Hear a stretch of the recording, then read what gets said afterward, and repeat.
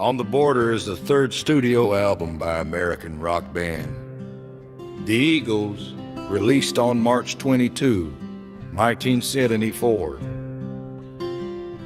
Apart from 2 songs produced by the Glenn Johns, it was produced by Bill Sinchick, because the group wanted a more rock-oriented sound instead of the country rock feel of the first 2 albums. It is the first Eagles album to feature guitarist Don Felder. On the Border reached number 17 on the Billboard album chart and has sold 2 million copies. 3 singles were released from the album: Already Gone, James Dean, and Best of My Love. The singles peaked at numbers 32, 77, and 1 respectively. Best of My Love became the band's first of 5 chart toppers. The album also includes My Man, which had started as Bernie Liddon's tribute to his old friend Duane Allman, who always greeted Liddon saying, "Hey, my man."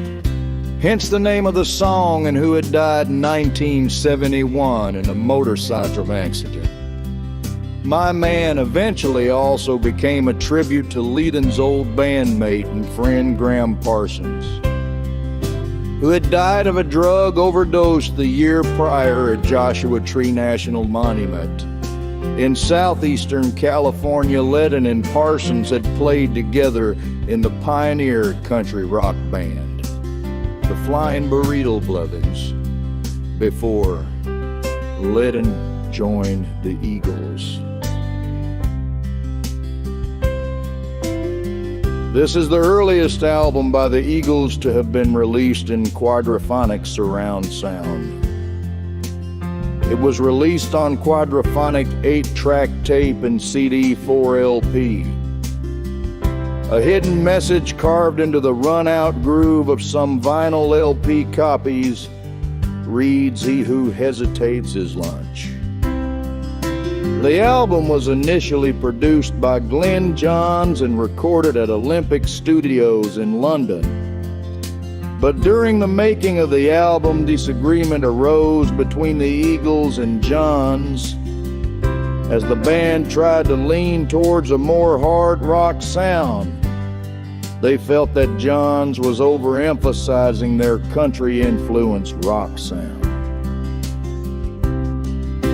Johns, however, felt that the Eagles were not capable of what the band wanted and told the band, "You are not a rock and roll band. The Who is a rock and roll band, and you're not that."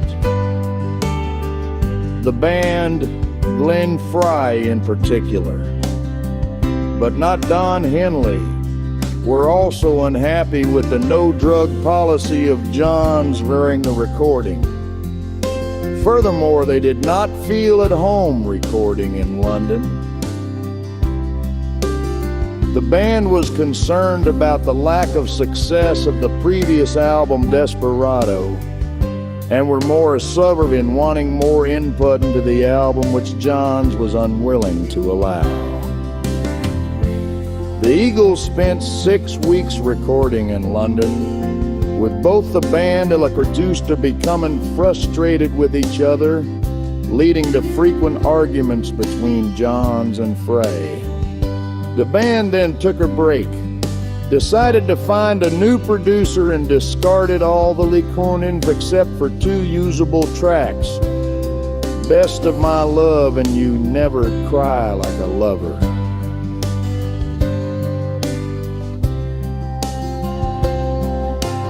The band relocated back to California and hired Bill Sinchick. They produced The Smoker You Drink, The Player You Get By Joe Walsh, who was also managed by their manager Erling Azoff, and who would go on to join the Eagles in late 1975. That interested the band. The band recorded the rest of the album at Criteria Studios in Miami and the Record Plant Studios in Los Angeles. They were allowed more input in how the album was made and enjoyed more freedom with Simchick in the making of the album. Simchick suggested they bring in a harder-edged guitarist to add slide guitar to the song Good Day in Hell. Lydon suggested his old friend Don Felder, whom they had met and jammed with on a few occasions. The band was so impressed by they invited Felder to become the fifth Eagle. The only other track on this album on which he appeared was Already Gone.